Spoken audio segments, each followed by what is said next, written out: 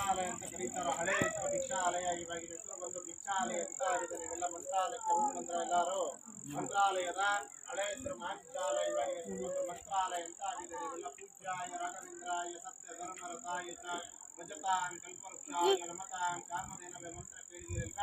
ಆ ಮಂತ್ರ ಬರೆದಿದ್ದು ಮಹಾನುಭಾವರೇ ಅಪರ್ಣಾಚಾರ್ಯ ಅವರು. ಅವರು ಹುಟ್ಟಿದಂತಹ ಊರು. ಅಪರ್ಣಾಚಾರ್ಯ ಅವರು ಯಾರು ಅಂದ್ರೆ ರಾಘವೇಂದ್ರ ಸ್ವಾಮಿಗಳವರ ಶಿಷ್ಯರು.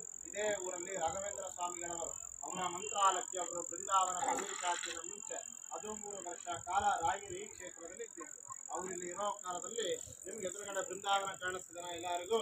ಇದೇ ಸ್ಥಳದಲ್ಲಿ ಸಾಕ್ಷಾತ್ ಶ್ರೀ ರಾಘವೇಂದ್ರ ಸ್ವಾಮಿಗಳವರ ಬಂದಲ್ಲ ಇರಲ್ಲ 13 ವರ್ಷ ಕಾಲ ರಾಯರಲ್ಲಿ ಜಪಾನುಪ ಅನುಷ್ಠಾನ ಹೋಮ ಮತ್ತೆ ಹವನಗಳು ಮಾಡಿದಂತಹ ಸ್ಥಳ ಇದು. ರಾಯರು ಜಪ ಮಾಡ್ತಿರುವಂತಹ, ತಪಸ್ಸು ಮಾಡ್ತಿರುವಂತಹ ಕಟ್ಟೆ ಇದು. Place of meditation place.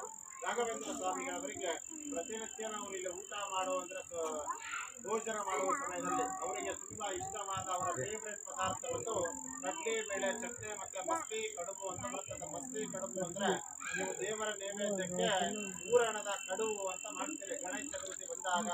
ಅದು ರಾಯರಿಗೆ ತುಂಬಾ ಇಷ್ಟ. ಅಪರ್ಣಾಚಾರ್ಯ ಅವರು ರಾಯರಕ್ಕೋಸ್ಕರವಾಗಿ ಮಾಡಿಕೊಡ್ತಾ ಇದ್ರು. ಇವಾಗೂ ಇದೆ. ರಾಯರಿಗೆ ಬಳಸ್ತಿರುವಂತಹ ವರಳಕಲ್ಲು ರುಬ್ಬಗುಂಡಂತ ಮೇಲುಗಡೆ ಬರೆದಿರ್ತಾರ, ಹೋಗ್ತಾ ನೋಡ್ಕೊಂಡು ಹೋಗಿ.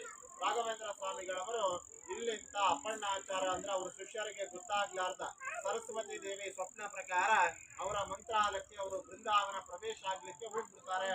ಅಪರ್ಣಾಚಾರ್ಯ ಅವರಿಗೆ ಗೊತ್ತಾದ ಮೇಲೆ ಇಲ್ಲ ರಾಘವೇಂದ್ರ ಸ್ವಾಮಿಗಳವರ ಬೃಂದಾವನ ಅಡ್ಡಿ ಹಾಕಬೇಕು ಅಂತ ಬಹುಶಃ ನೀವೆಲ್ಲ ಟಿವಿಸ್ ಅಲ್ಲಿ ನೋಡಿರ್ಬೋದು ಅನ್ಕೊಂತೀನಿ.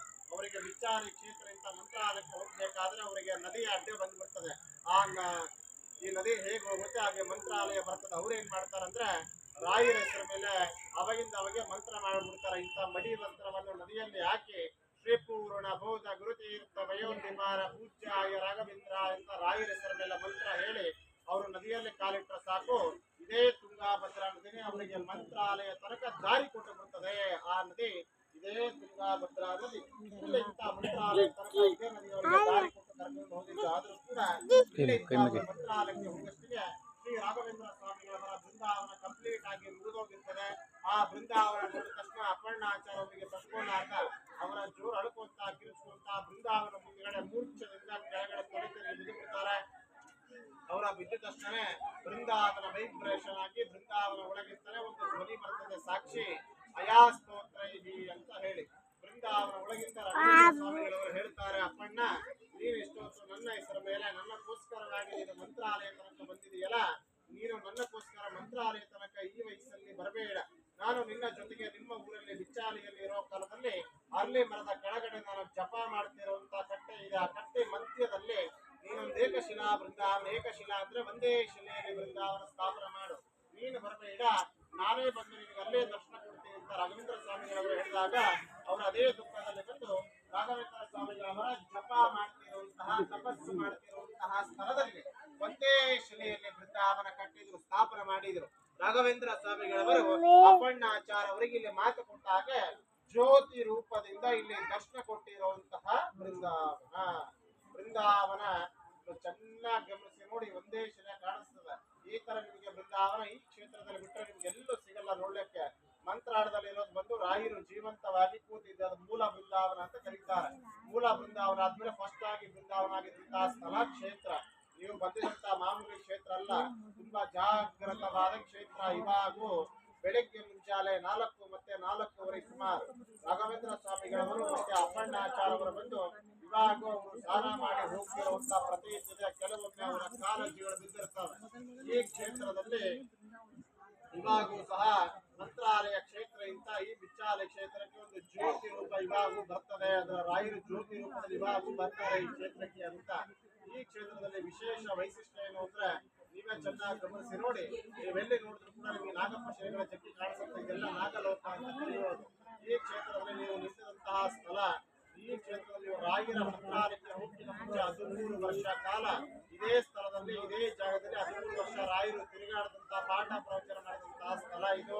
ನಿಮ್ಮ ಕುಟುಂಬದಲ್ಲಿ ಯಾರಿಗೇನ ಮದುವೆ ಆಗಿಲ್ಲ, ಮಕ್ಕಳಾಗಿಲ್ಲ, ಸತಸಂತಾನ, ನಾಗದೋಷ, ಕಾಲಸರ್ಪದೋಷ, ಕುಜದೋಷ, ಮಂಗಳ ದೋಷ, ಬ್ಲಾಕ್ ಮ್ಯಾಜಿಕ್ ಪರವಾಗಿ, ಶತ್ರು ದೋಷ ಪರವಾಗಿ ನಿಮ್ಮ ಮನಸ್ಸಿನಲ್ಲಿ ನಿಮ್ಮ ಮನೆಯಲ್ಲಿ ಇತ್ತು ಅಂದ್ರೆ ಅದಕ್ಕೋಸ್ಕರವಾಗಿ ರಾಯರ ಮೇಲೆ ಹಾಕಿದಂತಹ ಶೇಷ ವಸ್ತ್ರ, ರಾಯರ ಒರಿಜಿನಲ್ ಫೋಟೋ ಪ್ರಸಾದ ಮುಖಾಂತರ ಕೊಡ್ತಾರೆ. ಇದು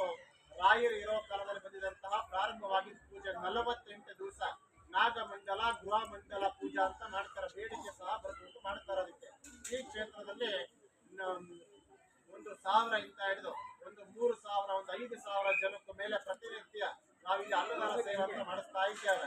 ನಾವು ರಾಯರಿ ಕ್ಷೇತ್ರದಲ್ಲಿ ಬಂದಾಗ ಒಂದು 108 ಸೇವೆಗಳು ನಡೀತಾ ಇರ್ತವೆ. ನಮ್ಮ ಕುಟುಂಬದ ತಂದೆ ತಾಯಿ ಮಕ್ಕಳ ಹೆಸರ ಮೇಲೆ ಗುರುರಾಯರ ಸೇವೆಗಳು ಮಾಡಿಸ್ಬೇಕು ಅಥವಾ ಅನ್ನದಾನ ಮಾಡಿಸ್ಬೇಕಂತ ನಿಮ್ಮ ಮನಸ್ಸಿಗೆ ಅನಿಸಿದ್ರೆ ಒಂದು ದಿವಸ ಪಂಚಾಮೃತ ಅಭಿಷೇಕ 108 ರೂಪಾಯಿಗೆ ಶುರುವಾಗಿ ಸೇವೆಗಳು ಲೈಫ್ ಟೈಮ್ ಅನ್ನದಾನ ತನಕ ಸೇವೆಗಳು ನಡೀತಾವೆ. ಏನೇನು ಸೇವೆಗಳಿರುತ್ತೆ ಅಂದ್ರೆ 108 ರೂಪಾಯಿ ಒಂದು ದಿವಸ ಪಂಚಾಮೃತ ಅಭಿಷೇಕ ಆಗುತ್ತೆ.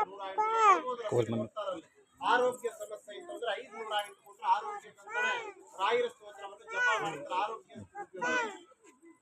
ಆರೋಗ್ಯಕ್ಕೋಸ್ಕರ ಮಾಡ್ತಾರೆ. ಒಂದು ಸಲ ಮಾಡಿಸಿ ನೋಡಿ, ನಿಮಗೆ ಗೊತ್ತಾಗುತ್ತೆ ಯಾರಿಗೆ ಆರೋಗ್ಯ ಸಮಸ್ಯೆ ಇದೆ. ಇವೆರಡೂ ಸೇವೆ ಅನ್ನದಾನಕ್ಕೆ ಹೋಗಲ್ಲ. ಅನ್ನದಾನ ಮಾಡಿಸ್ಬೇಕಂದ್ರೆ 1,800 1,505 ಕೊಟ್ಟರೆ ಒಂದು ತಿಂಗಳ ಅನ್ನದಾನ ಆಗುತ್ತೆ. 2,008 2,505 5 ತಿಂಗಳ ಮಕ್ಕಳಕ್ಕೋಸ್ಕರನೇ 1222 ಹೋಮಗಳಾಗುತ್ತೆ. ಮಕ್ಕಳ ಪರವಾಗಿನ ಬೇಡಿಕೆ ಇದ್ರೆ ಹೊರಕೊಂಡು ಮಾಡ್ತಾರೆ. 5,008 ಒಂದು ವರ್ಷ ಅನ್ನದಾನ ಆಗುತ್ತೆ. ಮದುವೆ ಸಂತಾನ ನಾಗದೋಷಕ್ಕೆ ಬ್ಲಾಕ್ ಮ್ಯಾಜಿಕ್ ಪರವಾಗಿ ಮಾಡ್ತಾರೆ. ರಾಯರ ವಸ್ತ್ರ ಕೂಟ ಕೊಡ್ತಾರೆ. ಎಲ್ಲದಕ್ಕೂ ಬರುತ್ತೆ. ಮಕ್ಕಳಕ್ಕೋಸ್ಕರ ಮಾಡ್ತಾರೆ. ಈಗ ನಾವು ಲೈಫ್ ಟೈಮ್ ಮಾಡಿಸ್ಬೇಕು ಅಂದ್ರೆ 10,000 ಪರ್ಮನೆಂಟ್ ಆಗುತ್ತೆ. ಅನ್ನದಾನಕ್ಕೆ ಕ್ಯಾಶೇ ಕೊಡಬೇಕು ಅಂತಿಲ್ಲ.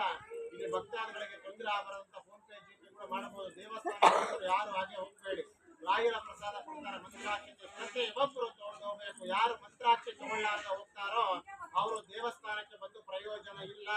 ದೇವಸ್ಥಾನಕ್ಕೆ ಬಂದವರು ಪ್ರತಿಯೊಬ್ಬರು ಮಂತ್ರಾಕ್ಷಿ ತಗೊಂಡು ಹೋದ್ರೆ ನೀವು ದೇವಸ್ಥಾನಕ್ಕೆ ಬಂದಿದ್ದು ಫಲ ಬರುತ್ತೆ. ಫ್ರೀ ಕೊಡ್ತಾರೆ. ಮಂತ್ರಾಕ್ಷಿ ತಗೊಳ್ಳಿ. ಅನ್ನದಾನ ಸೇವೆ ಮಾಡಿಸ್ಬೇಕು ಅಂತ ನಿಮ್ಮ ಮನಸ್ಸಿಗೆ ಅನಿಸಿದ್ರೆ ರಾಯರ ಹತ್ರ ಪ್ರಾರ್ಥನೆ ಮಾಡಿಕೊಂಡು ಅಲ್ಲಿ ಕ್ಲಿಯರ್ ಆಗಿ ಕೊಟ್ಟು ಬರೆಸಬಹುದು. ರಸೀದಿ ಕೊಡ್ತಾರೆ. ಎಲ್ಲ ಒಳ್ಳೇದಾಗುತ್ತೆ.